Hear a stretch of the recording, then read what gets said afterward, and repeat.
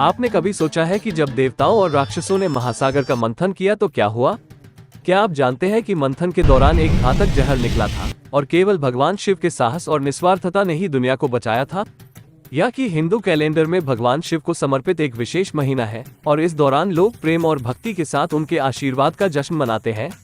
यदि आप इन कहानियों के बारे में उत्सुक हैं, तो श्रावण के महीने में समुद्र मंथन, हलाहल और भगवान शिव की आकर्षक कहानी का पता लगाने के लिए इस जादुई साहसिक कार्य में हमारे साथ शामिल हों।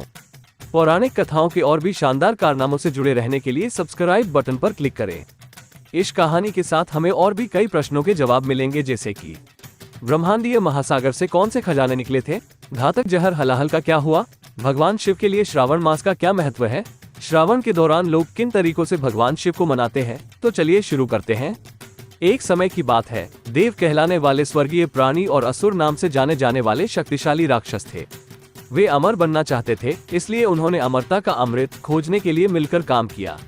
एक बड़े पर्वत को छड़ी के रूप में और एक विशाल सर्प को रस्सी के रूप में उपयोग करके उन्होंने ब्रह्मांडीय महासागर का मंथन किया।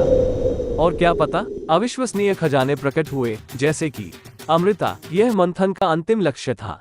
देवता और राक्षस अमृत की इच्छा रखते थे क्योंकि यह अमरता और शाश्वत यौवन प्रदान कर सकता था। हालांकि अमृता पर कब्जा करने के लिए देवताओं और राक्षसों के बीच भयंकर युद्ध हुआ। जैसे ही मंथन जारी रहा, देवी लक्ष्मी, भगवान विष्णु की पत्नी और धन और समृद्धि की देवी, समुद्र से बाहर आए। उन्होंने भगवान विष्णु को अपने शाश्वत निवास के रूप में चुना, जिससे वे और भी अधिक शक्तिशाली हो गए। दिव्य इच्छा पूरी करने वाली गाय कामधेनु भी समुद्र से प्रकट हुई थी। वो प्रचुरता का प्रतीक थी और किसी भी भौतिक इच्छा को पूरा कर सकती थी। दिव्य सफेद हाथी ऐरावत समुद्र से उभरा। वो देवताओं के राजा भगवान इंद्र का पर्वत बन गया। एक अन्य पौराणिक घोड़ा उच्चैश्रवा भी समुद्र से बाहर आया। वो भगवान इंद्र के पुत्र बाली की सवारी बन गए। कौस्तुभ मणि हिंदू पौराणिक कथाओं में सबसे कीमती और शानदार रत्नों में से एक है, जो मंथन के दौरान प्रकट हुई थी। भगवान विष्णु ने इस मणि को अपनी छाती पर सुशोभित किया। अमृत कलश के साथ धन्वंतरी, देवताओं के चिकित्सक धन्वंतरी, अपने हाथों में अमृत कलश लेकर समुद्र से निकले थे। वारुणी, मदिरा और नशे की देवी वारुणी भी मंथन से प्रकट हुई। शंख पांचजन्य नामक दिव्य शंख का प्रादुर्भाव हुआ। भगवान विष्णु ने इस शंख को अपनी युद्ध तुरही के रूप में इस्तेमाल किया था। मंथन के दौरान चंद्रमा भी समुद्र से निकला और एक पेड़, कल्प वृक्ष, जो इच्छाओं को पूरा करता है। ये समुद्र मंथन के दौरान निकले कुछ प्रमुख खजाने थे, लेकिन अचानक हलाहल नाम का एक खतरनाक जहर निकला। यह इतना शक्तिशाली था कि यह सब कुछ नष्ट कर सकता था। देवता और असुर भयभीत थे और उन्हें नहीं पता था कि क्या करना है। वे भगवान शिव के पास गए, जो अपनी दयालुता और बहादुरी के लिए जाने जाते हैं, और उनसे सहायता मांगी। बिना किसी हिचकिचाहट के उन्होंने ब्रह्मांड की रक्षा के लिए जहर पी लिया, लेकिन इसे निगलने के बजाय उन्होंने इसे अपने गले में रोक लिया, जिससे उनका गला नीला हो गया। एक प्रश्न है, हलाहल का नाम हलाहल क्यों रखा गया? यदि आप जानते हैं तो कमेंट सेक्शन में उसका उत्तर अवश्य दें। भगवान शिव नीलकंठ के नाम से जाने गए, जिनका गला नीला था। उनके वीरतापूर्ण कार्य ने दुनिया को आपदा से बचाया। अब यह रोमांचक हिस्सा है। हिंदू कैलेंडर में श्रावण नामक एक विशेष महीना होता है।